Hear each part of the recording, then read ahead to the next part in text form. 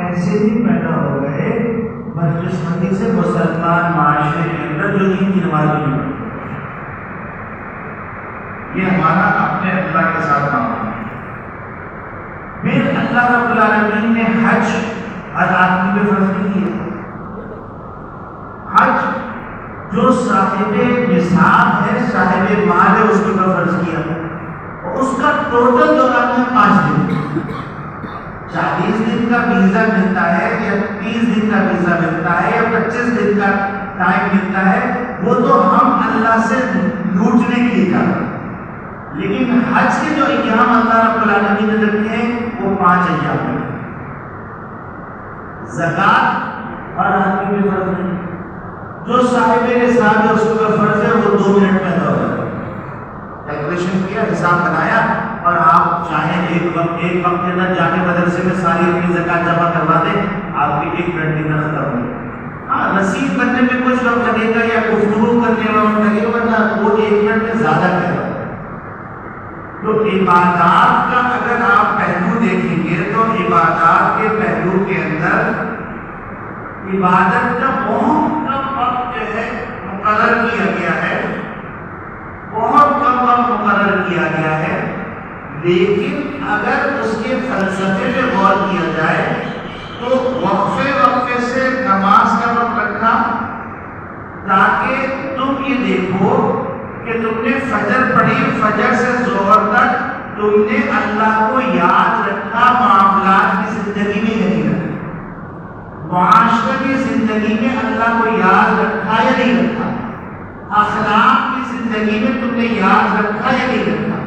ہاں، اگر کوئی کمی ہو گئی اب تم ظہر پڑھ کے آ جاؤ. ظہر پڑھ کے دوبارہ اپنے وعدے کو، وعیدوں کو تازہ کر لو تاکہ پھر تم عصر تک دیکھو کہ تم نے عصر تک یہ ٹائم فریم کے اندر تم نے وہ تقاضوں کو پورا کیا. پھر مغرب پھر عشاء ایک روٹین بنایا تاکہ تم جو ہے وقفے کے اندر اپنا احتساب کرو. اسی طریقے سے رمضان مبارک سال میں 1 دفعہ عطا کیا اور اس کے اندر تھوڑا سا نظام تبدیل کیا کہ تم حلال کھانے کو چھوڑ دو، حلال پینے کو چھوڑ دو، حلال ازدواجی تعلقات کو چھوڑ دو، تاکہ 11 مہینے میں دیکھو تم حرام سے بچ رہے ہو نہیں. اچھا، ہم یہ سمجھتے ہیں کہ جناب یہ سب ایسے ہی چونکہ ہمارے ابو کرتے تھے، ہماری امی کرتی تھی، ہمارے دادا پڑھتے تھے، ہماری دادی پڑھتی تھی، تو ہم کو بھی یہی کرنا ہے. نہیں، ہر ایک کا ایک مقصد سامنے ہونا چاہیے تو اس سے ہمیں اپنا خود احتسابی کا عمل کرنا آسان ہے کہ ہم نے کہاں کہاں اللہ کے حکم کو پورا کیا. اب انسان جو ہے عمل کو کچھ نہیں سمجھتا، حالانکہ عمل یہ انسان کے ہر جگہ عمل سے مراد یہاں پر عمل صالح ہے. عمل صالح انسان کے ہر جگہ کام آتا ہے. انسان دولت کے پیچھے لگا رہتا ہے، دنیا کے پیچھے لگا رہتا ہے. دنیا اور دولت کا رشتہ صرف اتنا ہوتا ہے جب تک کہ روح نکلی. فرشتوں نے کہا ما قدم فلان، اس نے کیا نیکی آگے بھیجی ہے، اور ورثہ کہتے ہیں ما اخر فلان، ہمارے لیے کیا چھوڑ کے گیا.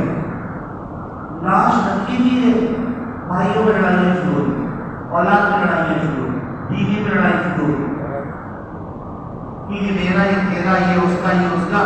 لاش کو نہیں سیٹل کر پاتے، پہلے یہ مسئلہ حل کر لیں تو اس کے بعد میں لاش دے دیں.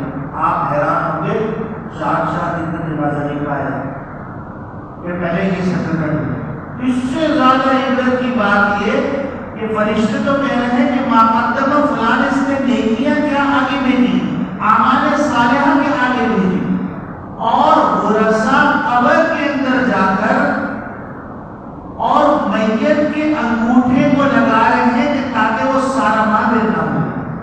یہ اب ڈھکی چھپی باتیں نہیں، یہ عام باتیں اور ایسے بڑے بڑے لوگوں کی باتیں ہیں کہ جن کے پاس دولت کی کمی نہیں ہے. یہ ہماری دنیا ہمارے ساتھ ایسا برتاؤ ہے. اس دنیا کے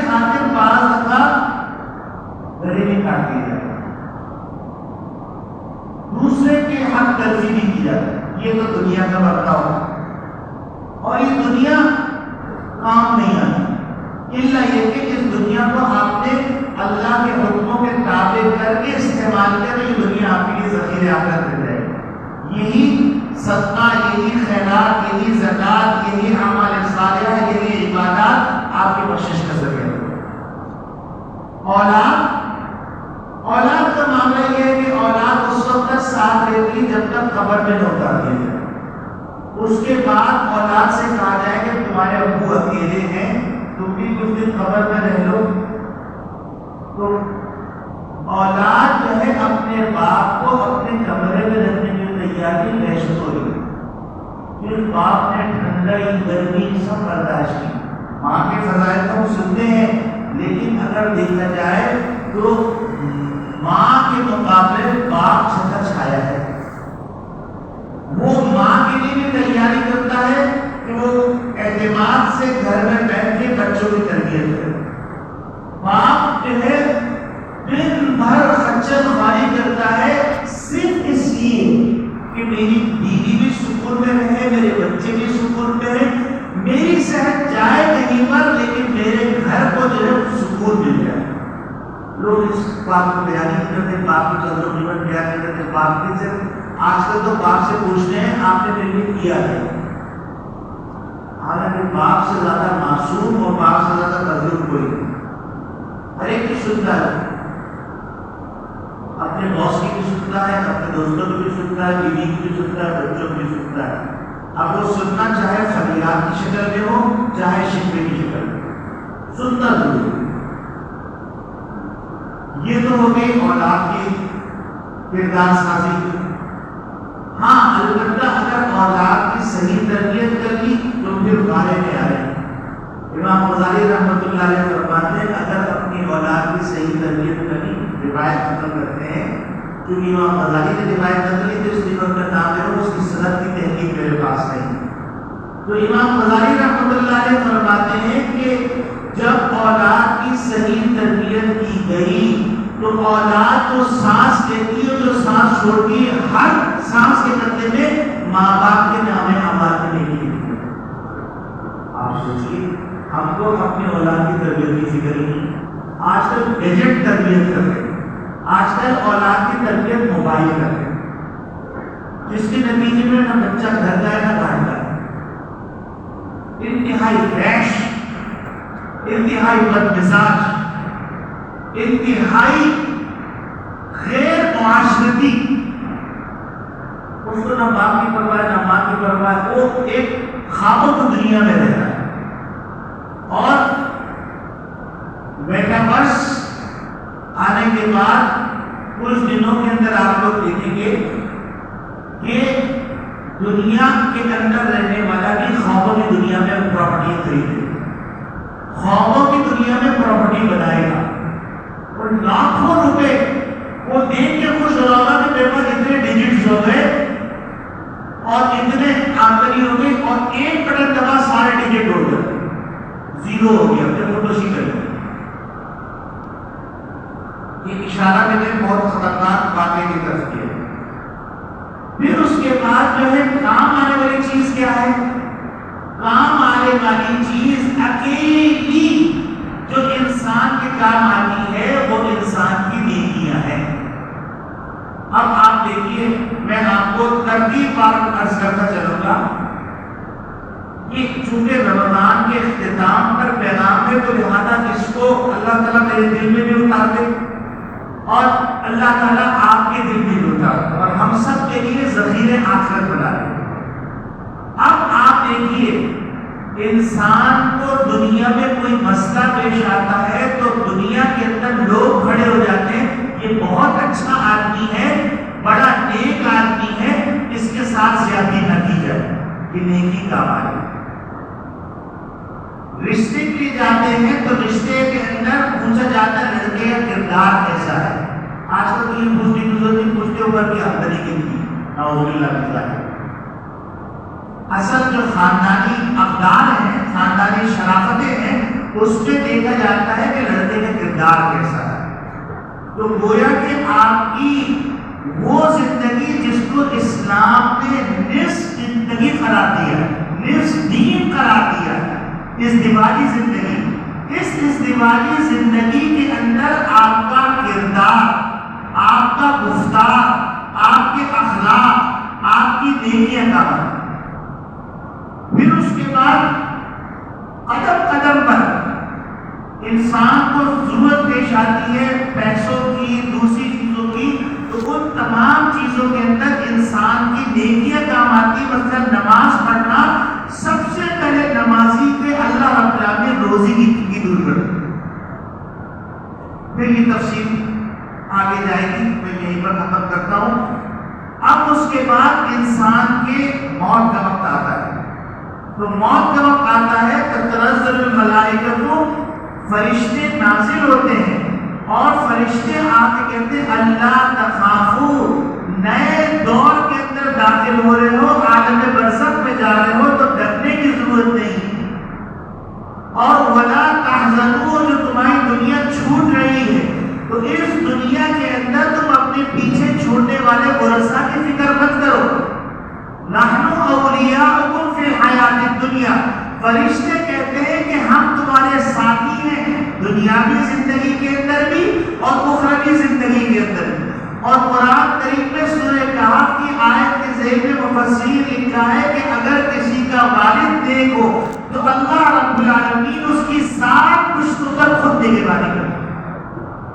ہم کو اس کا خیال ہی نہیں کہ اولاد کو نہیں بنانا ہے۔ پھر اس کے بعد مرحلہ آتا ہے قبر۔ موت کے مرحلے کے اندر فرشتے ترتیب کرتے ہیں، کلمہ پڑھ لو، کلمہ پڑھ لو، اور اب وہ جو ہے باقاعدہ وقت چونکہ بہت شارٹ ہے لیکن منظر ایسا ہے کہ اس کو بیان کرنے میں چاہتا ہے کہ وہ کس طریقے سے روح کو لے کے جاتے ہیں اور پھر کیا ہوتا ہے کسی اور موقع میں عرض کریں گے۔ اس کے بعد جو ہے کلمے کا معاملہ ہو جاتا ہے، قبر میں جاتے ہیں۔ قبر میں جاتے ہیں تو قبر کے اندر اللہ رب العالمین کی طرف سے اس کی حفاظت کا ایسا انتظام ہوتا ہے کہ سر کی طرف سے قرآن کی جو آیتیں، جو صورتیں اس نے یاد کی ہیں وہ اس کی حفاظت کرتی ہیں، اور نماز اس کے سیدھے ہاتھ کی طرف سے حفاظت کرتی ہے، اور زکات اس کے الٹے ہاتھ کی طرف سے حفاظت کرتی ہے، اور صدقات خیرات اس کے پاؤں کی طرف سے حفاظت کرتے ہیں۔ اور پھر پورے قبر کے اندر سورہ ملک، سورہ یاسین یہ اپنی کارروائی کرتی ہے، باقاعدہ تیار کھڑی رہتی ہے، کوئی کمزور پڑے گا تو ہم مدد کی کرتی ہے۔ پھر جب سوال جواب ہو جاتے ہیں منکر نکیر کی، تو سوال جواب ہونے کے بعد آدمی تنہائی کے گڑھے میں ہوتا ہے تو ایک خوبصورت سا روشن نور چہرہ آ رہا ہوتا ہے، تو وہ حیرت سے اس کو دیکھ رہا ہوتا ہے کہ اس تنہائی کے گڑھے میں کون آ رہا ہے۔ جب وہ قریب آتا ہے تو اس کا حسن کو دیکھ کر متاثر ہو جاتا ہے اور کہتا ہے مدد، تم کون ہو؟ وہ اس تنہائی کے گڑھے میں، لیکن تم مجھے بھول گئے، انا عمل الصالح، میں تمہارا وہ نیک عمل ہوں جو تم زمین پہ کیا کرتے تھے، میں آج تمہارے پاس اس لیے آیا ہوں کہ تاکہ تمہیں تنہائی کا احساس ہو۔ آپ سوچیے کہ نیکیاں کام آئی۔ پھر جنت کا بستر بچھا دیا جاتا ہے، جنت کی کھڑکی کھول دی جاتی ہے۔ پھر ایک لمبی تفصیل ہے، کسی وقت عالم برزخ کے حوالے سے عرض کریں گے، صرف میں بھی آپ لوگوں کو ایک طلب پیدا کر رہا ہوں وقت کی شارٹیج کی وجہ سے، اور یہ انشاءاللہ آپ کو پورا سال اس کو یاد رکھنا ہے۔ پھر اس کے بعد جب انسان قبر سے اٹھتا ہے تو وہ بغیر گھبراہٹ کے اٹھتا ہے، باقی سب گھبرائے ہوئے اٹھتے ہیں، لیکن نیک وقت جو ہوتا ہے وہ اٹھتا ہے، اور پھر اس کے ساتھ ایک پروٹوکول چلتا ہے، لہو معقبات من بین ایدیہم ومن خلفہم یحفظونہ من امر اللہ۔ وہ پروٹوکول کیا ہوتا ہے؟ سر کے اوپر کلمہ لا الہ الا اللہ ہوتا ہے، اور اس کے سیدھے ہاتھ کی طرف سبحان اللہ ہوتا ہے، اس کے الٹے ہاتھ کی طرف الحمدللہ ہوتا ہے، اس کے سینے کی طرف اللہ اکبر ہوتا ہے، اس کی پشت کے اوپر لا حول ولا قوت الا باللہ ہے، نورہم یسعی بین ایدیہم، ایک نور کا ہالہ ہے، گٹا ٹوپ اندھیرا ہے، کیونکہ سورج بھی اڑا دیا گیا، زائل کر دیا گیا، سمندر کو دہلا دیا گیا، اور ستارے بکھر گئے، آسمان پھٹ گئے، پہاڑ گالے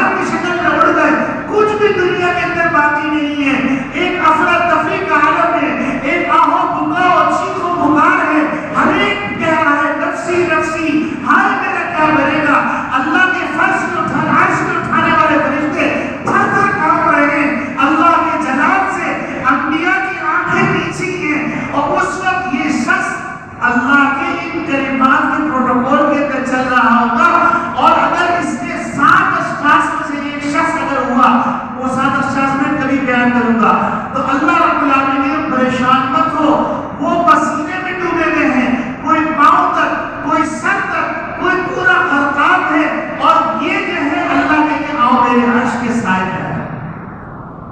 اور ایک آدمی کے اوپر جو جنتی نہیں ہوگا، حشر کا میدان کا ایک دن 50,000 سال کے برابر، اور اللہ رب العالمین کے اس بندے کے لیے اتنا وقت ہوگا جیسے ایک بکری کا دودھ دھونا، اور پھر اللہ رب العالمین اس کو کہیں گے جاؤ میرے محبوب کے ہاتھ سے جام کوثر پی، اور نبی کریم صلی اللہ علیہ وسلم فرمایا جام کوثر پینے کے بعد جنت میں داخل ہونے تک پیاس نہیں لگتی، اور پھر کہیں گے کہ پلسرات میں ایسے گزر جاؤ جیسے بجلی کھونتی۔ وقت ہو گیا ہے، آپ لوگ کہیں گے آج زیادہ وقت آزاد دیر سے ہوئی تھی، لیکن میں آج کی بات عرض کر دوں کہ ہم سب نیت کرتے ہیں، آپ میرے ساتھ نیت کیجیے، انی وجہت وجہی للذی فطر السماوات والارض حنیفا وما انا من المشرکین ان صلاتی ونسکی ومحیای ومماتی للہ رب العالمین لا شریک لہ۔ بس آج ہم نے دوبارہ جو ہے اللہ نے سے ایگریمنٹ کر لیا ہے، اور اگلے رمضان تک ہم اس ایگریمنٹ میں چلتے رہیں گے۔ ذہن میں رکھو کہ ٹوٹل 50 منٹ دن میں چاہیے نماز کے لیے، سال میں 30 دن چاہیے روزے کے لیے، سال میں سوچو عبادت میں کتنا کم ٹائم فریم ہے۔ حج کے لیے 5 دن چاہیے، زکات کے لیے 1 منٹ چاہیے، باقی معاشرتی زندگی حضور کی زندگی کے مطابق بنانا ہے، معاملات کو حضور کے مطابق بنانا ہے، اخلاق کو حضور کے مطابق۔ تو ہماری 24 گھنٹے کی زندگی اس فریم میں چلے گی، تو انشاءاللہ ثم انشاءاللہ ہمارے پاس بھی جب موت کا وقت آئے گا تو فرشتوں کا نزول